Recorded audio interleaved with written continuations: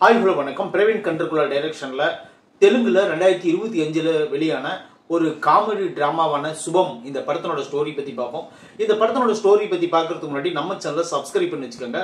அப்பதான் நான் போடுற வீடியோ உங்களுக்கு வந்து கிடைக்கும். சுபம் இந்த படத்தோட ஸ்டோரி என்னன்னு பாத்தீங்கன்னா, இந்த கதைப்படி மூணு நண்பர்கள்ல முதல் 2 நண்பர்கள் எந்த மாதிரி நண்பர்கள்னு பாத்தீங்கன்னா, மனைவி வந்து அடிமையா நடத்த நண்பர்கள்.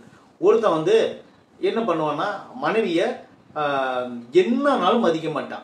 அந்த அளவுக்கு ரொம்ப ஒஸ்டான கேரக்டரா இருப்பான் ஒருத்தன்.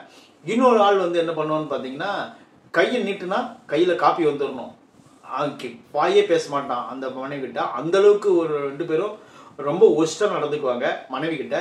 இப்போ வந்து புதுசா வந்து அவங்க ஃப்ரெண்ட்ஸ்ல ஒருத்தன் வந்து கல்யாணம் பண்ணணும். அவன் என்ன பண்றான்னு பாக்குறீங்கன்னா, பொண்டாட்டி கிட்ட வந்து கொஞ்சம் டைம் எடுத்து பேசணும், பழகணும் அப்படின்னு எல்லா ஆம்பளைங்களுக்கும் பொண்ணு பார்க்க போகும்போது அந்த டைம் கிடைக்கும்ல. அப்படி வந்து பொண்ணு பார்க்க போகும்போது அவங்களுக்கு ஒரு டைம் கிடைக்குது. அதுலயே ஆர்குமெண்ட் தொடங்கிடுது. இன்னும் இப்போ என்ன ஆகுதுன்னு பார்த்தீங்கன்னா, இவங்க 2 பேரும் என்ன சொல்றாங்கன்னா, பொண்டாட்டி கட்டிட்டு வந்ததுக்கு அப்புறம் நீ வந்து கண்ட்ரோலா வச்சுக்கோ, இல்லைன்னா உன்னோட வாழ்க்கை வந்து கேள்விக்குறியா மாறிடும் அப்படின்னு சொல்லிட்டு இவனுக்கு அட்வைஸ் பண்றானுங்க அவங்க 2 பேரும். இப்போ என்ன ஆகுதுன்னு பார்த்தீங்கன்னா, கதைப்படி ஹீரோவுக்கு கல்யாணம் ஆகிறதுக்கு முன்னாடி எனக்கு இந்த மாதிரி கடன் இருக்கு, நீயும் வேலைக்கு போனீங்கன்னா 2 பேரும் அந்த கடனை கட்டிடலாம் அப்படிங்கிற மாதிரி சொல்லிடுறாங்க. அதுக்கும் ஓகே சொல்லிடுறாங்க அவங்களும். இப்போ அவங்க கல்யாணம் ஆகிட்டு வந்துடுறாங்க. வந்ததுக்கு அப்புறம் இப்போ ஒரு பெரிய ட்விஸ்ட் நடக்குது. இதுவரையும் படம் கலகலப்பாக தான் போகும். இதுக்கப்புறம் ஒரு ட்விஸ்ட் நடக்குது. என்ன நடக்குதுன்னு பார்த்தீங்கன்னா, அவங்க வீட்டில் நைட்டில் 9 மணி ஆனால் ஒரு சீரியல் ஓடும். அந்த சீரியல் தான் இந்த படத்தினோட மொத்த கதையே. அது என்ன சீரியல்னு பார்த்தீங்கன்னா, ராஜா ராணின்னு ஒரு சீரியல் சொல்கிறாங்க. ராம்பாபு அப்படிங்கிற ஒரு கேரக்டரு, சீதால மகாலட்சுமி அப்படிங்கிற ஒரு கேரக்டரு. அவங்க 2 பேர்த்துக்குள்ள அந்த சீரியலுக்குள்ள நடக்கிற விஷயங்களை இவங்க என்ன பண்ணுவாங்கன்னு பார்த்தீங்கன்னா, இந்த 3 பெண்கள் மட்டும் இல்லை, அந்த ஊரில் இருக்கிற எல்லா பெண்களுமே அந்த 9 மணி ஆச்சுன்னா கரெக்டாக அந்த டிவி முன்னாடி உட்காந்துக்குவாங்க. அந்த அரை மணி நேரம் மட்டும், அந்த சீரியல் ஓடுற அந்த டைம் மட்டும் அவங்க வந்து பேயா மாறிடுறாங்க. பேயா மாறுறாங்கன்னா என்னன்னா, இந்த சந்திரமுகியில கட்டில் தூக்குவாங்கல்ல ஜோதிகா மேம், அந்த மாதிரி கட்டில் இழுக்கிறது, அவ்வளோ பெரிய கட்டில்.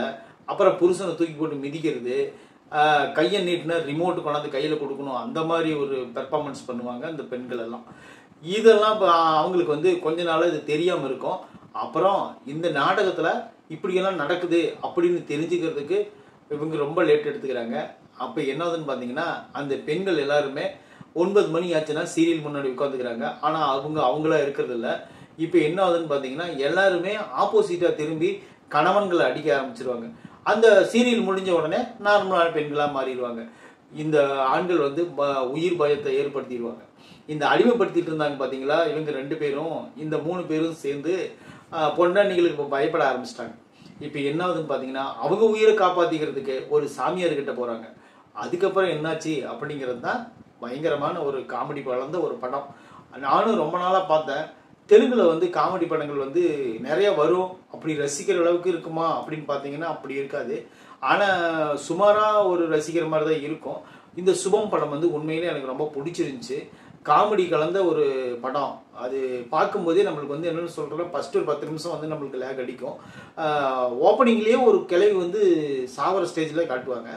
அப்படி காட்டும்போது அந்த கிழவி வந்து உயிர் போகிற நேரத்தில் கூட டிவி ஆன் பண்ண சொல்லி அந்த நாடகத்தை பார்த்துட்டு செத்து போயிடும். அப்போ என்ன ஆகுதுன்னா, அந்த நாடகத்தை பார்க்குற கிழவிங்க உயிர் விட்டவங்க எல்லாருமே அந்த நாடகத்தை பார்த்துருப்பாங்க. அந்த நாடகம் முடிகிற ஸ்டேஜ் வரும். முடிகிற ஸ்டேஜ் வந்தோடனே அந்த நாடகத்தை முடிச்சிருவாங்க இல்லைன்னு சொல்லிட்டு எல்லாம் 3 ஆம்பளைங்களும் ஆசைப்படுவாங்க. ஆனால் என்னன்னு பார்த்தீங்கன்னா, தொடரும் போட்டு மீண்டும் அந்த நாடகத்தை ஓப்பன் பண்ணிடுவாங்க.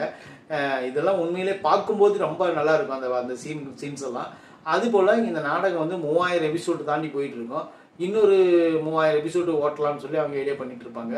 அதாவது என்னன்னா, நம்ம உயிருக்கு ஆபத்து வர சூழ்நிலை ஆகி போச்சுன்னு சொல்லிட்டு கணவர்கள்லாம் நினச்சிக்கிட்டு அந்த நாடகத்தை நிறுத்தணும் அப்படின்னு முடிவெடுக்கிறாங்க. அதுக்கப்புறம் என்னென்ன நடந்துச்சு, அந்த மந்திரவாதிகிட்ட போய் என்னென்ன கற்றுக்கிட்டாங்க, அந்த மனைவிகளை அடக்க முடிஞ்சுதா இல்லையா, கடைசியில் இவங்க அடங்கி போனாங்களா, அந்த பெண்கள் அடங்கினாங்களாங்கிறதெல்லாம் நீங்கள் படம் பார்த்து தெரிஞ்சுக்கங்க. இந்த படம் வந்து ஒரு சூப்பரான ஒரு காமெடி ட்ராமா, எனக்கு பிடிக்கும். அது டப்பிங்கில் இருந்தாலும் பரவாயில்ல அப்படின்னு நினைக்கிறவங்க வந்து இந்த படத்தை பாருங்கள். இன்னொரு விஷயம் என்ன, இது வந்து எந்த அடல்ட் கண்டென்ட் எதுவுமே கிடையாது. நீங்கள் வந்து குடும்பத்தோடு உட்காந்து நல்லா ஜாலியாக என்ஜாய் பண்ணி பார்க்கலாம். அந்த மாதிரி படம் இது. நல்ல குடும்பத்தோடு கண்டிப்பாக சிரிக்கலாம் கண்டிப்பாக இந்த படத்தை பார்த்தீங்கன்னா. இந்த படம் வந்து நம்ம ரிவ்யூ பண்ணுற அளவுக்கு ஒர்த்தான படம் தான் அந்த படம். அதனால் நம்ம ரிவ்யூ பிடிச்சிருந்தோன்னா நம்ம சேனலை சப்ஸ்கிரைப் பண்ணி வச்சுக்கோங்க. அப்போ தான் நான் போடுற வீடியோ உங்களுக்கு வந்து கிடைக்கும்.